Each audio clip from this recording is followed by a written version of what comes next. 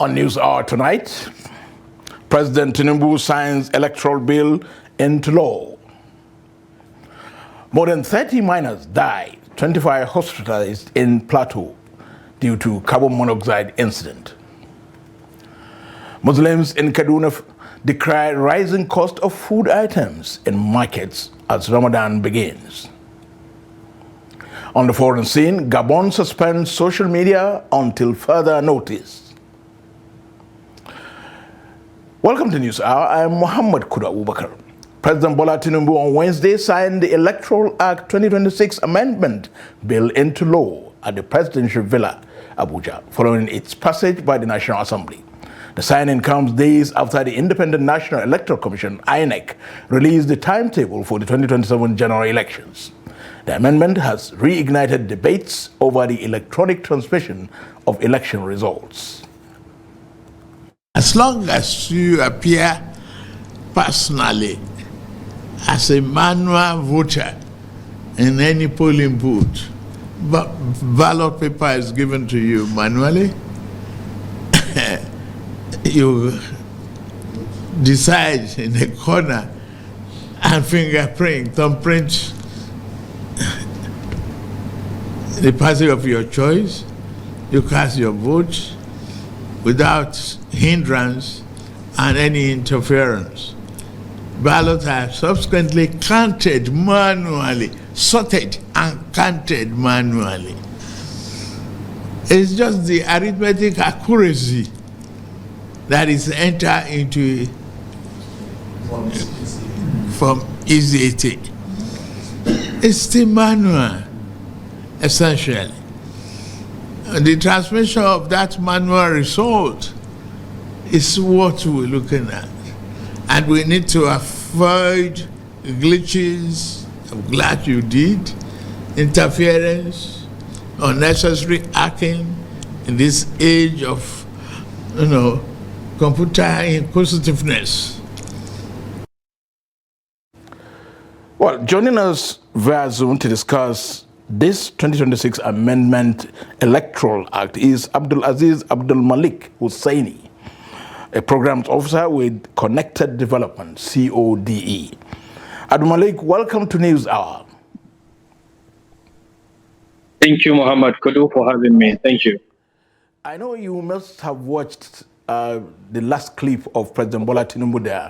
He was adducing to the fact that the process of voting is manual. The counting is manual. So what is the hue and cry about electronic transfer?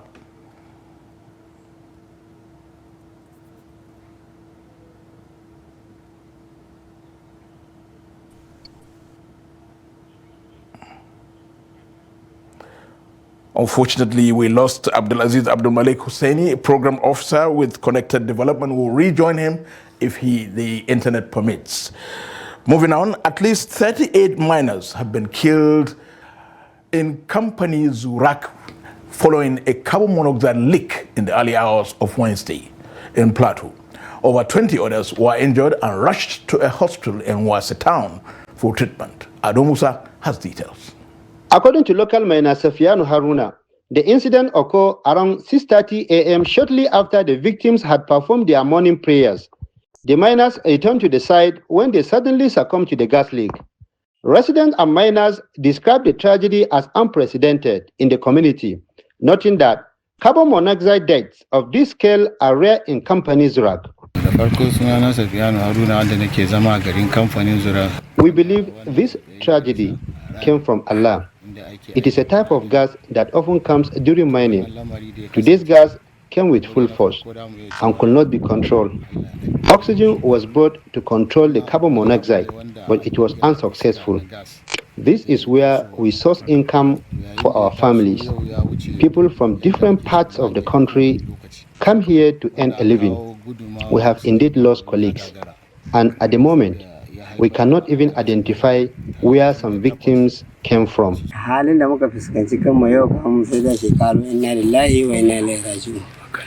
We found ourselves in a very difficult situation. From Allah we are, and to Him we shall return.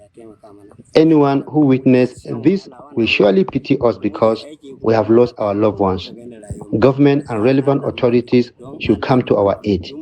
I lost my uncle in the incident. He left behind 11 children. While many of the injured continue to receive treatment at hospitals in Wase, residents are appealing to the government for urgent assistance. They urge support for the families of those who lost their lives and for safety measures to prevent similar disasters in the future. Ado Musa, Trust TV News, Jos. Ado Musa is joining us live now to give us more update on this carbon monoxide leak and the deaths so far. Ado Musa, welcome to News Hour. Thank you for having me. What do we know apart from what you just told us in your report? There are two narratives regarding what has happened in the area. If you remember in my report, the residents are claiming that the incident occurred as a result of carbon monoxide leak while digging minerals in the mining. But in a statement issued by the state government this evening through the State Commissioner of Information, Joyce Ramnab, he said that the incident occurred as a result of an explosion in the area. But she could not explain specifically what has exploded that led to the death of these young men. So there are two narratives regarding what has happened in the area. While the residents are claiming that it was a carbon monoxide leak, the government is saying that no, it was an explosion. What is the police saying? Well, the police have not said anything yet, but in the statement by the state government through the Commissioner of Information, she said that the government is deeply concerned about the development and is working closely with relevant authorities, especially security agencies, emergency responders, and health authorities, to ensure that the situation is brought under control. Also promise to provide medical assistance to the injured one and prevent further loss of lives. Also, in statement, disclosed that the Ministry of Environment, through the Minister of Environment, that is Balarabi Abbas, has reached out to the government, and then they also directed that all the mining sites, particularly in that particular area, should be shut down. It also said that the minister has promised to also send a high-power team from the ministry to come down to Plateau to assess the situation. But the police and other police agencies have not said anything. Thank you very much, Ado Musa, for that update, and we know you will keep us posted of any further development. As we told you, President Bola Tinubu has signed into law the 2026 Electoral Bill, now into law, and it is the Electoral Act for 2026. Joining us to discuss this amendment is Abdulaziz Abdulmalik Hussaini, a programs officer with Connected Development. We had him earlier, but we lost him, but he is back. Abdulmalik Hussaini, thank you for rejoining us. Thank you, Muhammad Kudu. As I was saying, President Tinubu was referring to the fact that the electoral process in the country is largely manual. You cast your vote manually, it is counted manually, and that the hue and cry now appears just to be the transmission. As someone who is from the civil society, how do you look at it? Thank you very much for that question. I think the president's statement is a confirmation of an intentional injury to democracy. Because over the weeks, we've been talking about the Senate passing the electronic transmission as part of the amendments in the new Electoral Act. There was a move some weeks ago to say the electoral transmission was not omitted.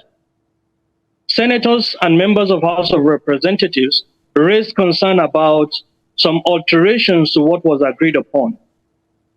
Nigerians and the citizens were hopeful that with this sitting, we were going to have a revision that captures the concerns of the citizens of the country. But to our greatest surprise, what we are hearing from his submission and in the clip you just played is that Nigerians have been played all along, and what he wanted to achieve was just to maintain the manual collation of ballots that were casted. So as far as we are concerned, this is very unfair, and I don't think we've had any leadership in the country that has been so negligent and carefree about the concerns of the citizens like we are seeing with this current administration, both on the executive side and on the legislative side. This is quite unfortunate, and I hope that with the way things are going, both the legislature, under the leadership of the Senate, are not intending by any means to lit this country on fire, because the concerns of the citizens who make democracy or keep democracy alive is being insulted and brazenly being justified to say it has been a manual system in the past. We've seen the challenges with that. Now the people are calling for an electronic transmission because technology cannot be undermined if we want a free and fair election. And never in the history of Nigeria have INEC ever had such a huge budget, which should enable them put all the infrastructure in place to accommodate the electronic transmission of election of votes.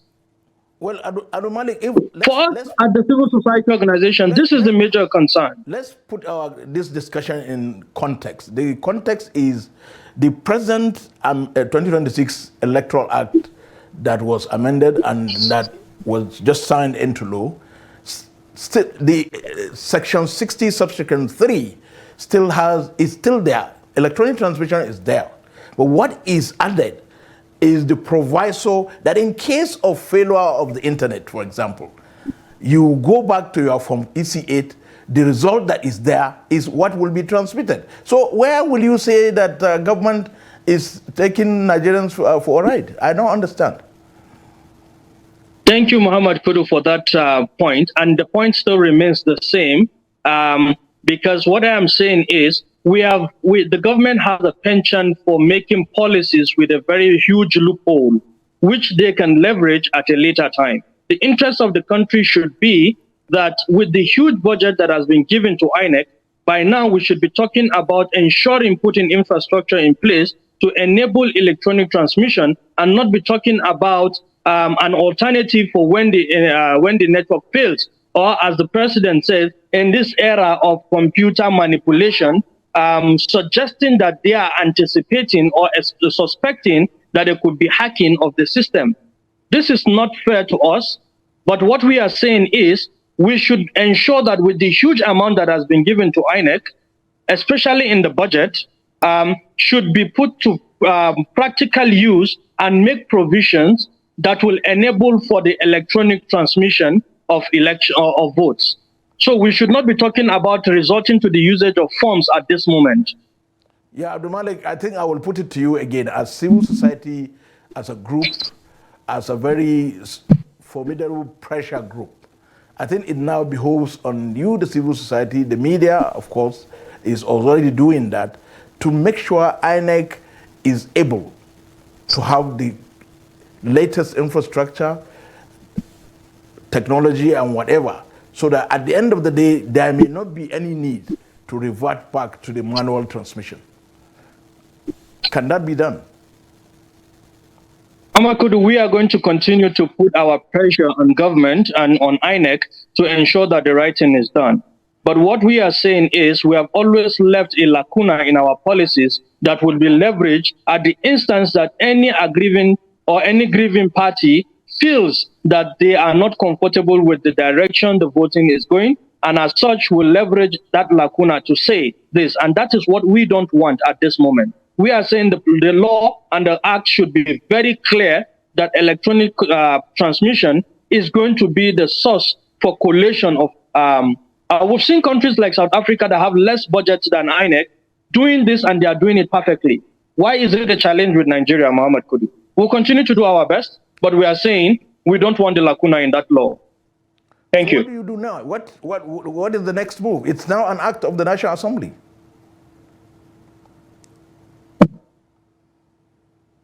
Can you take that again? I said, where do we go from here? It is now an act of the National Assembly. The provision is there with the proviso of falling back from EC8. But there is electronic transfer, or rather the provision for electronic transfer. We'll continue to put pressure as we wish to, and as we've been doing. But at this moment, we say, and that was why I opened with saying it is an injury to democracy. Well, Abdul Aziz Abdul Malik Hussaini, Program Officer with Connected Development, thank you so much for your insights, and we wish you luck. Thank you so much. Moving on, the Academic Staff Union of Universities, ASU, Taraba State University Branch, has resumed its previously suspended indefinite strike over the Taraba State government's failure to implement an agreement reached on January the 17th, 2025. In a statement issued in Jalingo and signed by the branch chairman, Joshua Garba Mbave, the union argued that the decision followed the government's inability to take concrete and verifiable steps towards meeting its obligations. ASU explained that the strike had earlier been suspended in good faith to give the government time to address the agreed issues, but noted that no meaningful progress is being made. At its Congress held on today, February the 18th, 2026, the union resolved to resume the industrial action, citing continued neglect of long-standing demands. The grievances listed include the absence of a functional pension scheme at Taraba State University, unpaid salary arrears, non-payment of accumulated earned academic allowances, and failure to implement the 2025 ASU federal government agreement. Mbave said the prolonged issues have negatively impacted staff welfare, morale, and the overall functioning of the university system, stressing that the renewed strike is a last resort after sustained dialogue with the state government failed to produce results. Irrigation farmers across Kaduna State are raising alarm over the soaring cost of farm inputs, warning that many may be forced to abandon agriculture if urgent steps are not taken to address the growing imbalance between production costs and market prices. They say despite investing heavily in fertilizers, chemicals, improved seeds, and fuel to power water pumps, they are selling their produce far below the cost of production, a situation they described as devastating and unsustainable. TUS TV's Abdullahi Hamadi visited some irrigation farmers in Kaita, northern Katsina, where millions depend directly or indirectly on agribusiness for livelihoods. His report. Farming activities here never sleep. Under the scorching sun and across vast green fields, men and women bend over rows of pepper, tomatoes, onions, and garden eggs, tending crops that have become both their hope and their burden. In just a few days, these farms will witness a full harvest. Crates and baskets will be filled, trucks will arrive, and markets will bustle. But behind the promise of abundance lies a deep fear, the fear of loss. At the moment, a full basket of tomatoes sells for between 1,500 and 2,000 naira. For many consumers, that may seem affordable. However, for the farmers who cultivated them, it is heartbreaking. They say the price does not come close to covering production costs. According to the farmers, a single bag of fertilizer now costs over 40,000 naira. Pesticides and herbicides range between 15 and 18,000 naira. improved seeds are expensive. And for irrigation farmers, water is life, pumped daily using generators powered by fuel, whose price continues to fluctuate. From land preparation to planting, from chemical application to harvesting, every stage requires money, which is often borrowed. One farmer told Trust TV that after months of labor, sleepless nights, and constant monitoring of crops, selling a basket of tomatoes for 2,000 naira feels like working for nothing. Another said he spends heavily to protect crops from pests, only to end up negotiating with middlemen who dictate prices at the market. The imbalance is glaring. While input costs have more than doubled in recent years, the prices of farm produce have either stagnated or dropped during peak harvest period due to market saturation and the lack of storage facilities. For irrigation farmers in Keita, agriculture is not just a business, it is survival. It pays school fees, feeds families, and sustains entire communities. But now, many say that survival is under threat. I have been doing irrigation farming for over 15 years.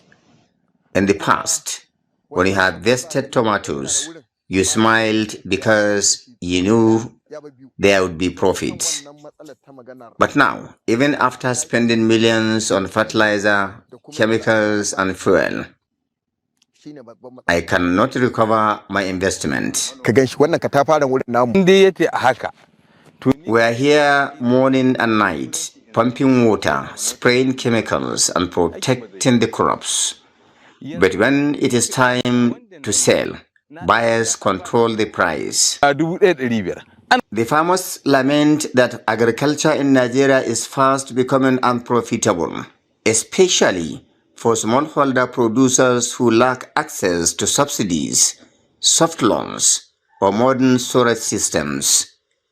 They warned that if the trend continues, many may abandon irrigation farming altogether, a move that could have far-reaching consequences for food security. While acknowledging that consumers also deserve affordable food, the farmers are calling for balance, a system where input costs and farm gate prices are reasonably aligned. They are appealing to government authorities and relevant stakeholders to intervene by subsidizing farm inputs, improving access to affordable fuel, stabilizing markets, and investing in storage and processing facilities to reduce post-harvest losses. The cost of fertilizer is over 40,000 naira per bag. Pesticides are very expensive, and fuel are high in prices. If I sell at the current price, I will remain in debt. Without urgent action, they warn that the fields that are green today may soon fall silent. For the irrigation farmers of Keita in Kaduna State, the coming harvest should be a season of joy. Instead, it is a season of uncertainty. Abdullahi Ismayamadi, Trust Television News, Kaduna. To security issues now, troops of the Operation Enduring Peace in Plateau State have neutralized 5 suspected kidnappers and rescued a woman who had earlier been abducted. The operation was carried out on Tuesday evening during a raid on a criminal hideout at Angwanbuka in the sub-district of Riom local government area.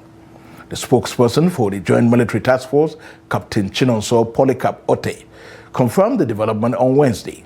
He said the raid followed credible intelligence obtained from the 2 suspects arrested on February 16th, who were identified as members of a kidnapping syndicate operating in the area. Captain Ote stressed the importance of community collaboration in tackling insecurity. Residents of the Riom community, including John Mariga, confirmed the raid and said items recovered from the suspects included 3 mobile phones, 17,600 naira in cash, and substances suspected to be illicit drugs. Meanwhile, troops of Operation Hatinkai recently neutralized 16 insurgents and rescued 11 hostages.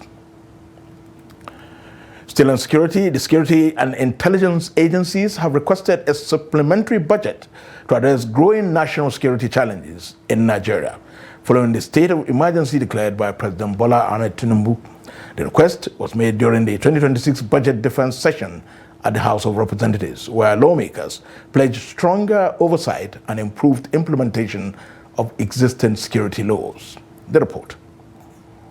President Tinubu had presented a 58.18 trillion naira appropriation bill to the National Assembly in December, allocating 5.41 trillion naira to defense and security, the highest sectoral allocation in the proposal. However, members of the House Committee on National Security and Intelligence say additional funding is still required. The committee chairman, Ahmed Setomi, stated that agencies under the Office of the National Security Advisor continue to grapple with inadequate funding for personnel, overhead costs, and capital projects. There is absolutely nothing to suggest that the executive priorities to security and intelligence, if we go by the releases of 2025 budget implementation, is absolutely nothing. One would have expected that if indeed the provision of welfare and security is the primary purpose of government, then releases to the security sector should not be threatening tribal. This committee is therefore will not relent in making sure the Ministry of Finance and the Office of the Accountant General to do the needful. No second option. Following a closed-door session, the Permanent Secretary, General Services at the Office of the National Security Advisor, Mohammed Danjuma Sanusi, highlighted key operational challenges.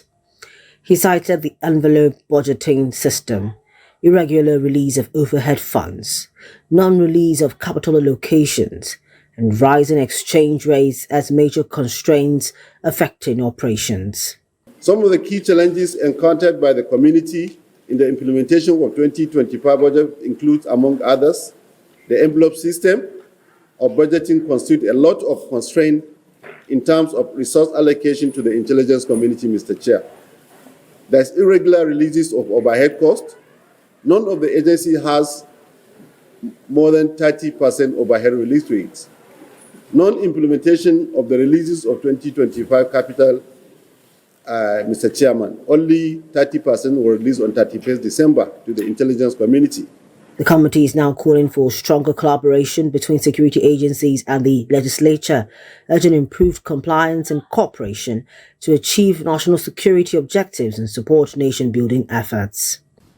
A situation where security and intelligence agencies view the legislator as milestone interlopers. Wherever legislative committees try to carry out legislative oversight, the security sector is anti-productive and ill. That does not do any good to the country. Lawmakers say ensuring adequate funding and proper implementation of security laws will remain a top legislative priority in the 2026 fiscal year. To electoral matters now, the Independent National Electoral Commission has clarified that results for the February 21st, 2026 Federal Capital Territory Area Council elections will not be transmitted in real time, describing contrary reports as inaccurate. In a statement on Wednesday, INEC's Chief Press Secretary Adedayo Oketola said the Commission's chairman, Professor George Amopitan, was misquoted after visiting polling preparation centers in Kuje, Gwagwalada, and Buari area councils. INEC explained that although the bimodal voter accreditation system, BVAS, can upload and transmit results electronically, this occurs only after voting, counting, and the signing of results by party agents at the polling units, not simultaneously as votes are being cast. According to the Commission, the electronic upload of scanned polling unit results, which is going to be done in Form EC8A to the INEC Result Viewing Portal, has been in operation since 2022.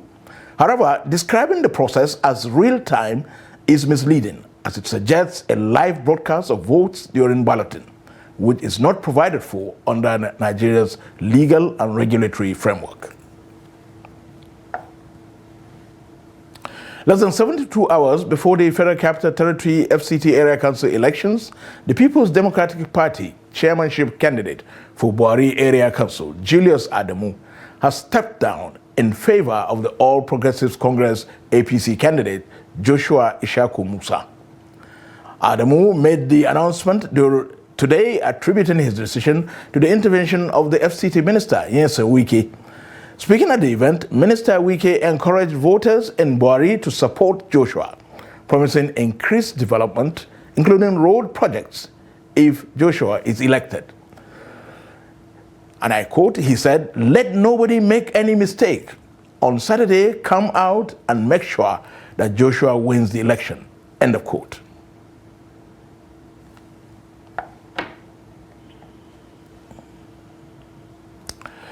The Kano State Censorship Board has directed the closure of all entertainment centers across Kano State for the duration of the Ramadan period. In a statement signed by its public relations officer, Abdullahi Saini Suleiman, the board announced that the suspension of activities at the event centers, gala houses, and DJ operations statewide. The directive takes effect from Wednesday, February 18th, 2026. According to the board, the measure is aimed at ensuring a peaceful and conducive atmosphere during the holy month of Ramadan. The board appealed to entertainment operators to comply fully with the directive and prayed for a calm and spiritually fulfilling Ramadan season for residents, asking God to grant the faithful the grace to observe the sacred month in peace and prosperity. As millions of Nigerians begin the two major religious fasting periods for 2026, food prices in several Lagos markets remain high. Christians commence their Lenten fast with Ash Wednesday today, while Muslims also begin the Ramadan also this Wednesday. Although many residents had hoped for a drop in food prices, only a few items have recorded slight reductions, while others remain expensive. A visit to different markets across Agege area of Lagos shows mixed reactions from traders and consumers. Victoria Tokolo's report is here presented. Across various markets in the Agege area of Lagos State, traders who spoke with Trust Television shared updates on the current prices of foodstuff and the level of patronage. Because the new market, this is an old market. I don't know how you go do on tomorrow. Better they say 1 kilo, 1.5, 1.7, 2,000 naira. Cabbage big one, go reach 1.5, 1.7, small one 700, 800, 300 naira. To go official. Inshallah, everybody will clear. It's now what I buy before. 100,000 is now 90,000 inshallah. It's bad, why I tell you now? It's bad, why I tell you? Before I say 100,000, now it's 90,000 inshallah. Why buy? It's everything where it goes cheap now. That's why they say cost now. Now it's cheap. The price is okay for rice, both before and now. It's the same price. Why beans is going up? Before we used to sell beans, the bag 42. Now alone is 70,000. Why Olo is 65. Drum actually is the same price with Olo. For Gary, before we used to sell. If a person you go eat, so any amount you have, if you carry and go market, you no go reach you to buy anything. People are suffering because of hunger. See how the whole market now is costly. Stockfish of 2,000 is 3,000. People are suffering. See beans now, the price they don't go high. Before it's 600 for the Rica, now it's 1,000.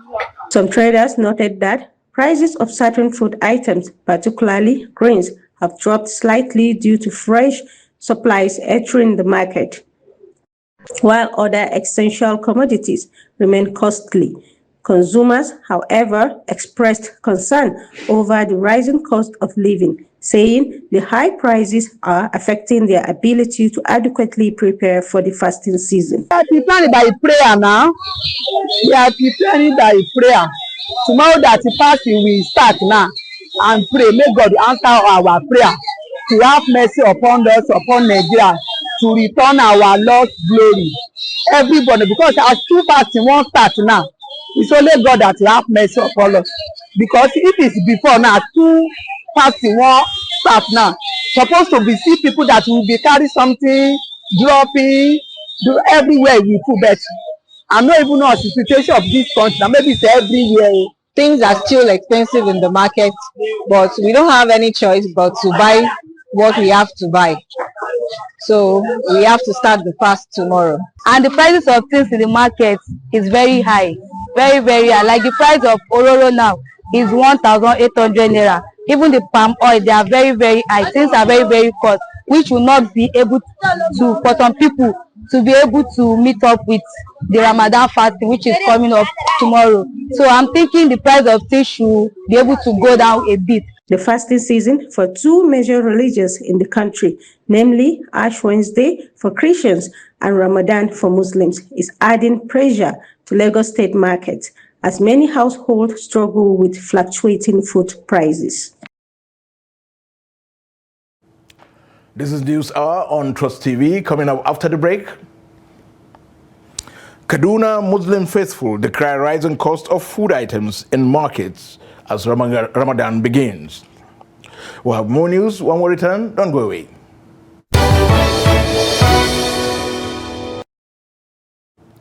Welcome back to Trust TV. If you are just joining us, this is News Hour. Let's take a look at our top stories again. We told you that President Bola Ahmed Tinubu has signed the electoral bill into law. Now, effectively, it is the 2026 Electoral Act. And over 30 miners die, 25 hospitalized in Plateau due to carbon monoxide leak in Wasi. Moving on now, as Muslims across the country begin the holy month of Ramadan, residents in Kaduna are expressing concern over the rising cost of food items in major markets across the state. Our correspondent reports that the hike in prices is placing additional pressure on families as they're already grappling with the high cost of living. The report. The commencement of Ramadan, a period marked by fasting, prayer, and increased food consumption during iftar and sahur, has coincided with a sharp rise in food prices in major markets in Kaduna. Traders say the prices of essential commodities have increased significantly in recent weeks.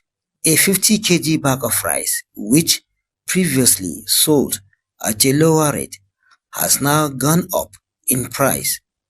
The cost of beans, maize, cooking oil, sugar, and tomatoes has also surged.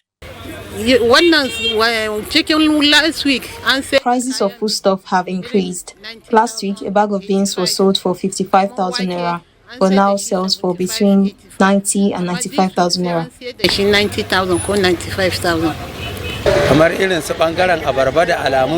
The price of pineapple may rise due to scarcity, but watermelon, oranges, and bananas are not likely to skyrocket.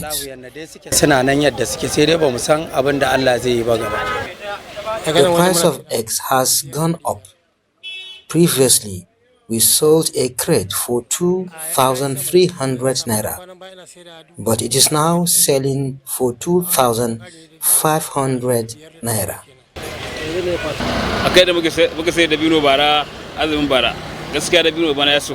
The price of dates has reduced compared to last year. We sold a major for 3,200 naira then, but this Ramadan it is selling for 2,500 naira. Many say the price hike is making it difficult to adequately provide meals for their families during the fasting period. As Ramadan sets in, prices are increasing.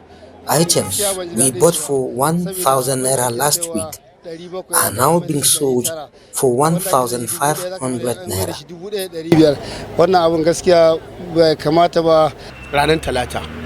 Last week, a measure of white rice sold for 1,000 naira, but it now costs 2,000 naira. Some residents are calling on government authorities to intervene by stabilizing prices and introducing relief measures to cushion the economic burden on citizens. We are happy that the prices of commodities had reduced, but foodstuffs are beginning to rise again.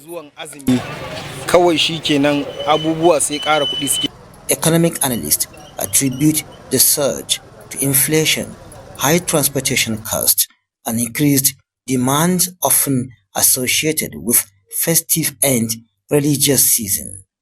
As Ramadan continues, many families in Kaduna hope for stability in food prices to enable them observe the holy month without added financial strain. Bello Musa, Trust TV News Kaduna.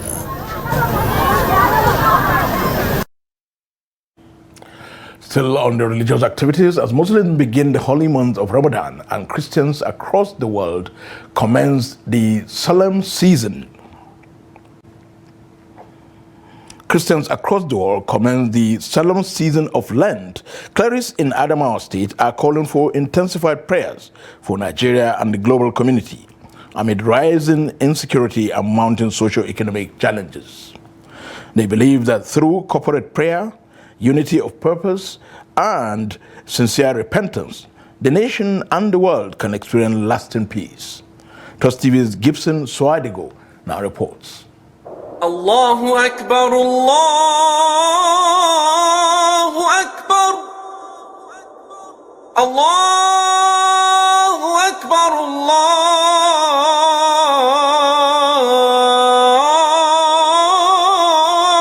Akbar.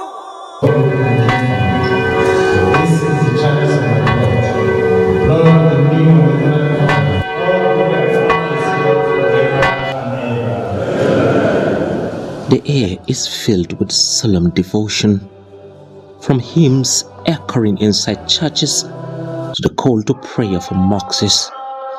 From mosques, a rare spiritual convergence unfolds as the holy month of Ramadan aligns with the Lenten season, which begins on Ash Wednesday.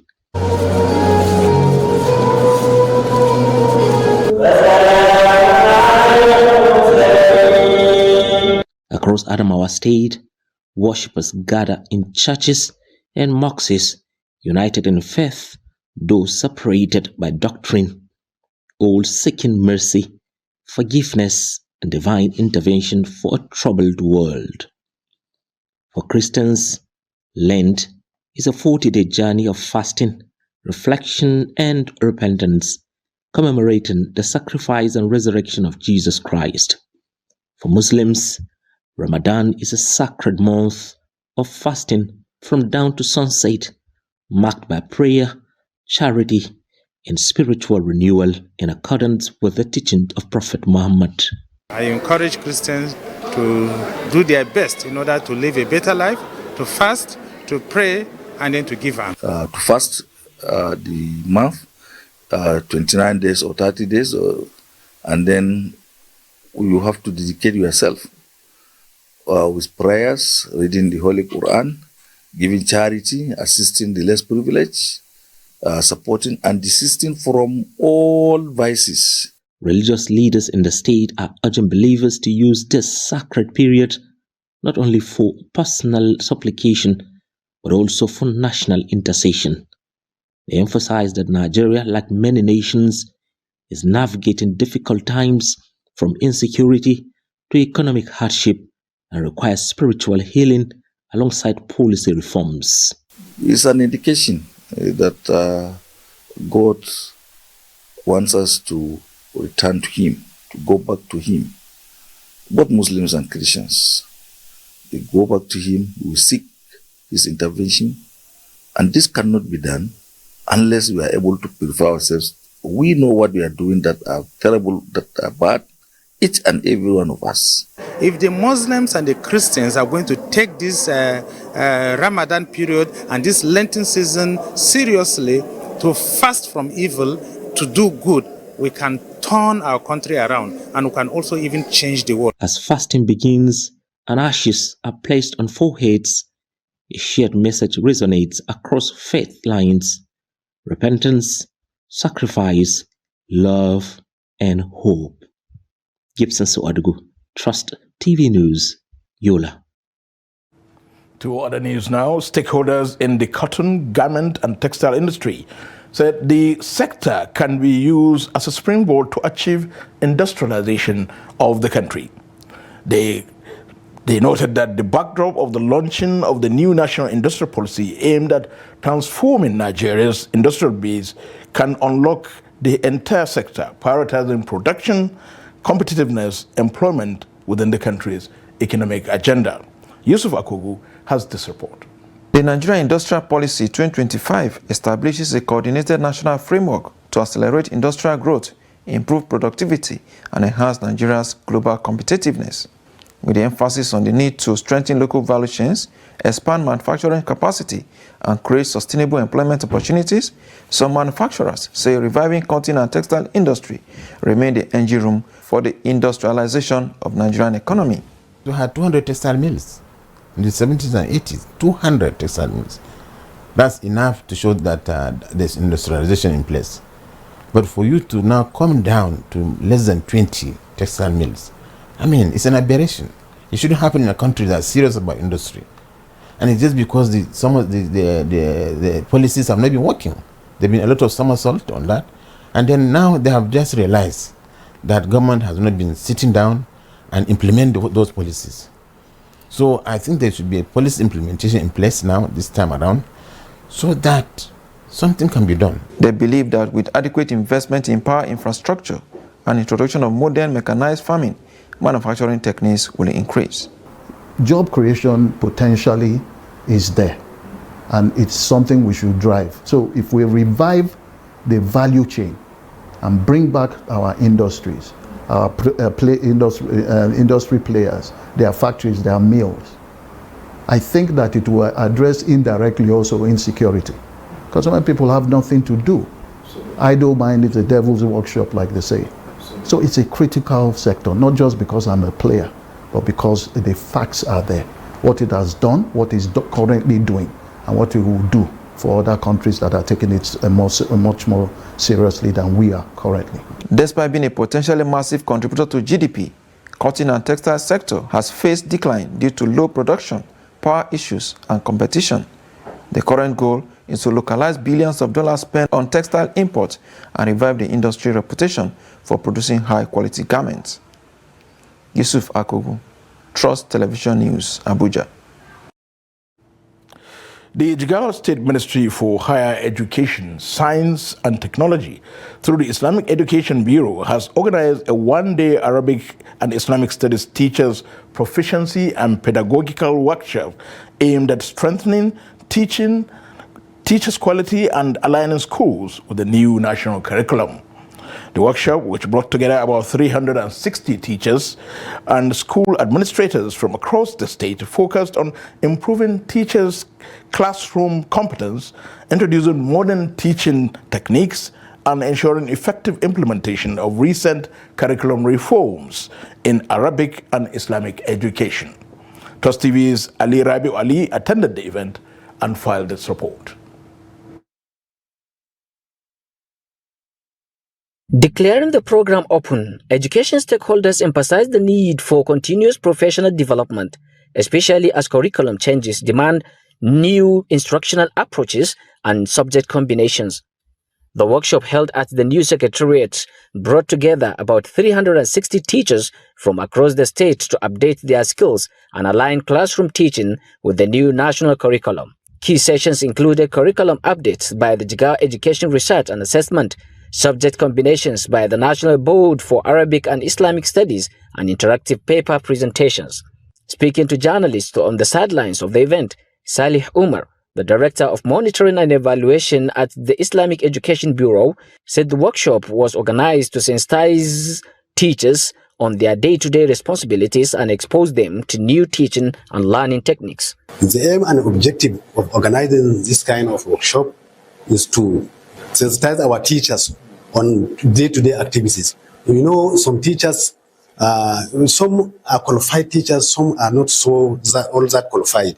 He urged participants to apply the knowledge gained to improve teaching standards, adding that the success of the program would be measured by visible improvement in classroom delivery and students' performance. The Director of Government Arabic School and acting chairman of the Arabic School Forum of Jigawa State, Usman Muhammad Ismail, described the workshop as timely and impactful. Indeed, we are very happy to witness this day because our schools were not left behind due to the changes of the situation and the environment on the current in the current activities of changing the curriculum of the nation.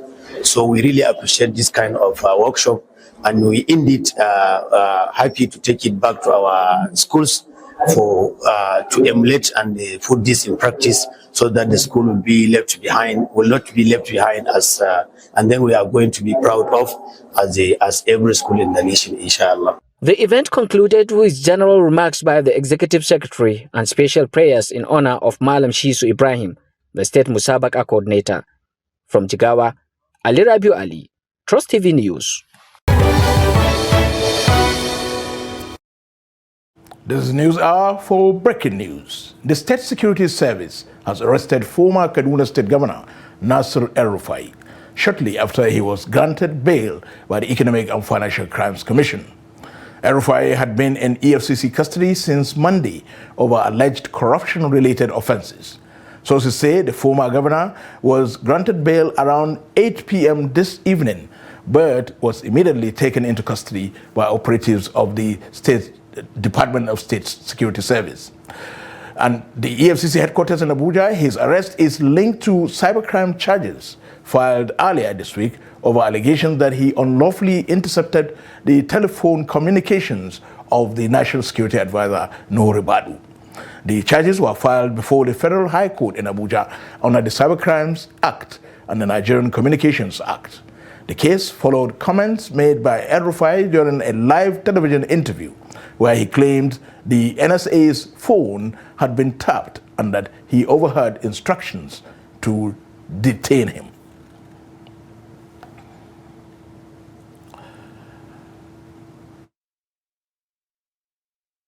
Away from that news break, we now take you to the foreign scene. The media regulator in Gabon has announced the suspension of social media platforms across the country until further notice, citing concerns over rising disinformation and online abuse. A spokesperson for the High Authority for Communication said defamatory, hateful, and insulting content circulating online is fueling conflict and division within society. He added that the spread of false information, cyberbullying, and the unauthorized disclosure of personal data are destabilizing state institutions and threatening democratic process. The regulator did not specify which platforms will be affected by the ban, but maintained that freedom of expression, including the right to comment and criticize, remains a fundamental right guaranteed under the Gabonese laws. The decision comes amid mounting social unrest facing President Brice Oligui Nguema, who is experiencing his first significant wave of protests since assuming office last year. Teachers have been on strike since December over pay and working conditions, with demonstrations spreading to other public sectors, including health, higher education, and broadcasting. Time now for Sport Update. Let's join Kabir Lawal.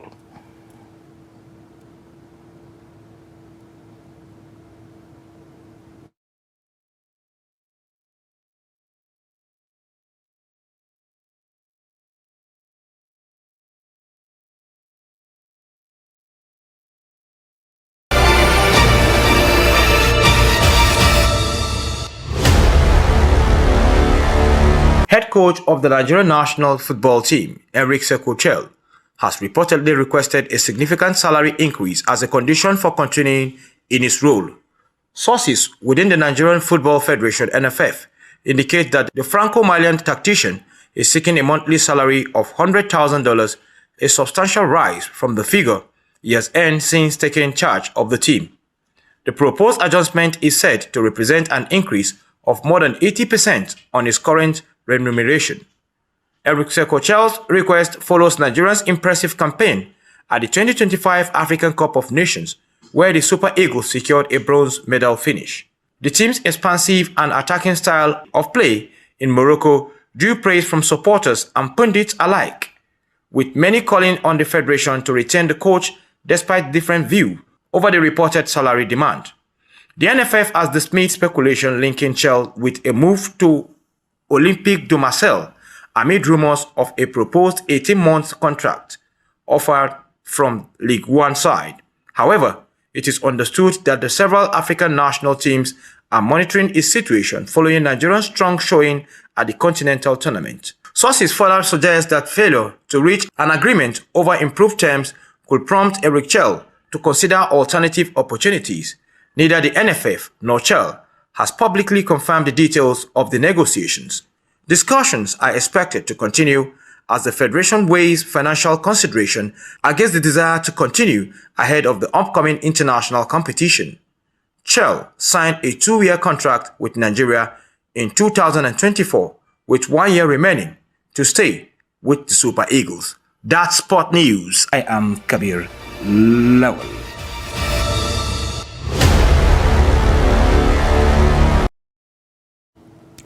And that brings us to the end of this edition of News Hour on Trust TV. Do not forget to follow us across all our media platforms and join our YouTube live stream for more news. Thank you for watching. I'm Muhammad Kuda Bakar.